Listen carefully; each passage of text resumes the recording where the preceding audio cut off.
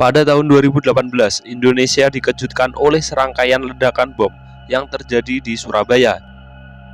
Yang mengejutkan, pelakunya bukan hanya individu, tetapi melibatkan satu keluarga. Peristiwa itu membuka mata banyak orang bahwa ancaman terorisme telah mengalami perubahan. Di balik berbagai aksi tersebut, muncul nama sebuah jaringan yang kemudian menjadi perhatian nasional, yaitu Jamaah Ansarud Daulah atau JAD. Namun bagaimana sebenarnya jaringan ini terbentuk? Apakah JAD muncul begitu saja atau merupakan hasil dari perjalanan panjang jaringan ekstremis Indonesia? Dalam video ini kita akan membahas sejarah kemunculannya berdasarkan fakta-fakta yang telah dipublikasikan oleh pemerintah, putusan pengadilan, dan berbagai penelitian.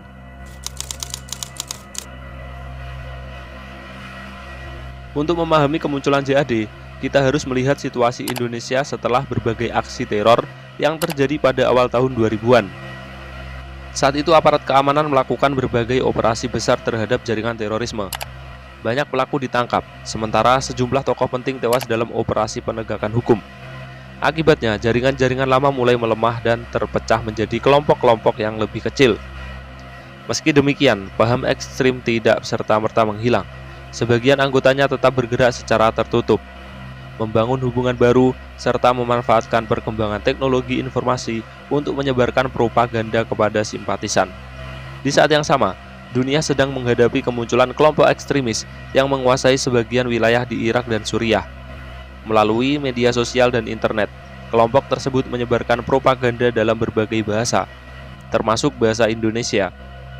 Materi-materi itu kemudian menjangkau sebagian kecil masyarakat Indonesia yang rentan terhadap proses radikalisasi.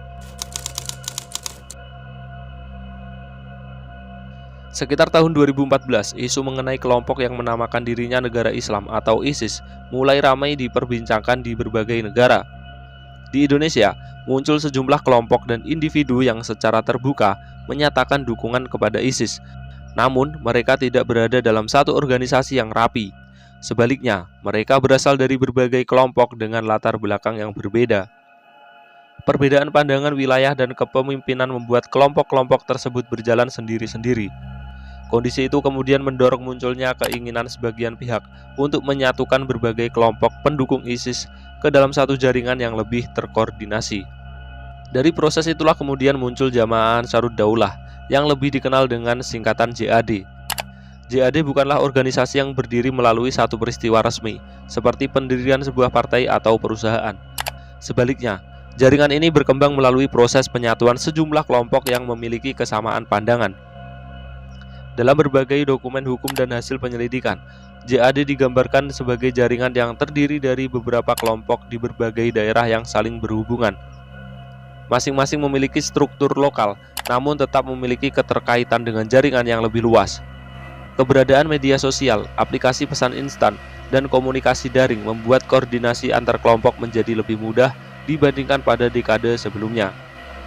Hal inilah yang membuat aparat keamanan meningkatkan perhatian terhadap perkembangan jaringan tersebut. Pada tahap awal, aktivitas mereka lebih banyak berupa penyebaran propaganda, perekrutan simpatisan, serta membangun hubungan dengan kelompok-kelompok lain yang memiliki pandangan serupa. Seiring waktu, sebagian anggotanya kemudian terlibat dalam berbagai tindak pidana terorisme yang ditangani aparat penegak hukum.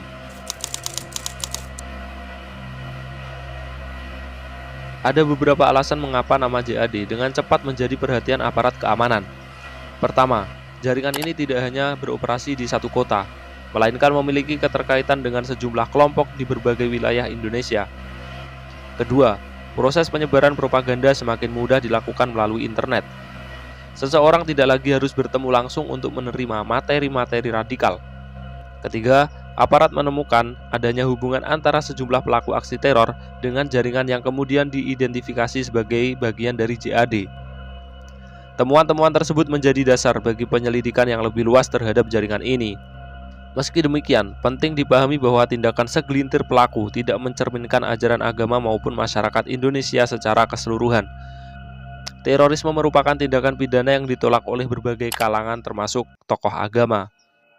Kemunculan Jamaah Ansarud Daulah bukanlah peristiwa yang terjadi secara tiba-tiba. Jaringan ini lahir dari proses panjang, dipengaruhi oleh perkembangan kelompok ekstremis di luar negeri. penyebaran propaganda melalui internet, serta bergabungnya sejumlah kelompok yang memiliki tujuan serupa.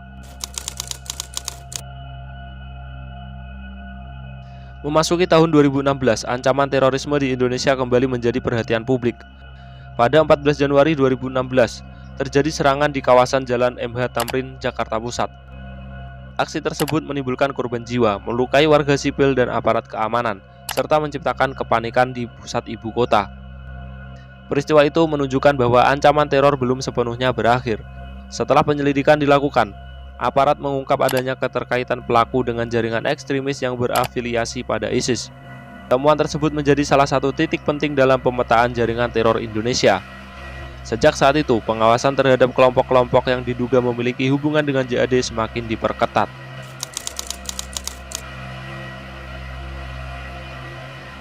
Berbeda dengan organisasi yang memiliki satu kantor pusat atau struktur yang sangat terpusat, JAD digambarkan oleh aparat sebagai jaringan yang terdiri atas berbagai kelompok di sejumlah wilayah Indonesia. Beberapa kelompok bergerak secara relatif mandiri, tetapi tetap memiliki hubungan ideologis dan komunikasi dengan jaringan yang lebih luas. Karena sifatnya yang tersebar, aparat harus melakukan penyelidikan secara bertahap di berbagai daerah. Penangkapan demi penangkapan mengungkap bahwa anggota jaringan berasal dari latar belakang yang beragam. Ada yang bekerja sebagai karyawan, pedagang, hingga individu yang hidup seperti masyarakat pada umumnya. Hal ini menunjukkan bahwa proses radikalisasi dapat menyasar berbagai kalangan, sehingga kewaspadaan masyarakat menjadi sangat penting.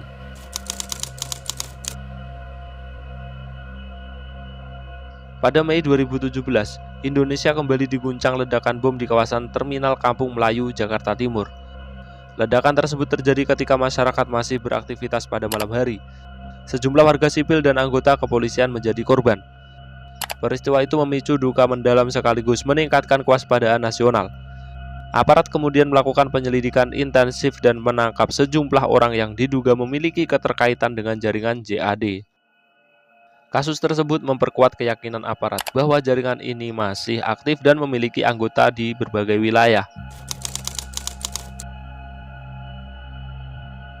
Jika ada satu tahun yang membuat nama JAD dikenal luas oleh masyarakat Indonesia, maka jawabannya adalah tahun 2018. Pada bulan Mei tahun itu, terjadi rangkaian ledakan bom di Surabaya yang menyasar beberapa gereja. Yang mengejutkan publik, pelaku melibatkan satu keluarga. Peristiwa tersebut menimbulkan duka yang sangat besar. Banyak korban meninggal dunia maupun mengalami luka-luka. Seluruh masyarakat Indonesia, tanpa memandang agama maupun latar belakang, mengecam aksi tersebut. Beberapa hari setelahnya, terjadi pula ledakan di sebuah rumah susun di Sidoarjo dan serangan di markas kepolisian resor Kota Besar Surabaya. Rentetan kejadian itu membuat aparat meningkatkan operasi penegakan hukum di berbagai daerah. Setelah berbagai aksi teror tersebut, aparat keamanan meningkatkan operasi untuk membongkar jaringan yang diduga terlibat. Melalui penyelidikan, penangkapan, dan proses hukum, banyak anggota jaringan berhasil diamankan. Sebagian dijatuhi hukuman penjara, sementara yang lain diproses sesuai ketentuan hukum yang berlaku. Operasi-operasi tersebut juga mengungkap bahwa jaringan teror dapat berubah bentuk dengan cepat. Ketika satu kelompok berhasil dibubarkan, anggota yang tersisa terkadang berusaha membentuk jaringan yang baru atau bergabung dengan kelompok lain. Karena itu, penanganan terorisme tidak hanya mengandalkan penegakan hukum, tetapi juga upaya pencegahan radikalisasi. Serangkaian aksi teror yang dikaitkan dengan JAD meninggalkan dampak yang sangat luas. Korban jiwa, trauma psikologis, kerugian ekonomi, hingga meningkatnya rasa takut di tengah masyarakat menjadi konsekuensi yang tidak dapat diabaikan.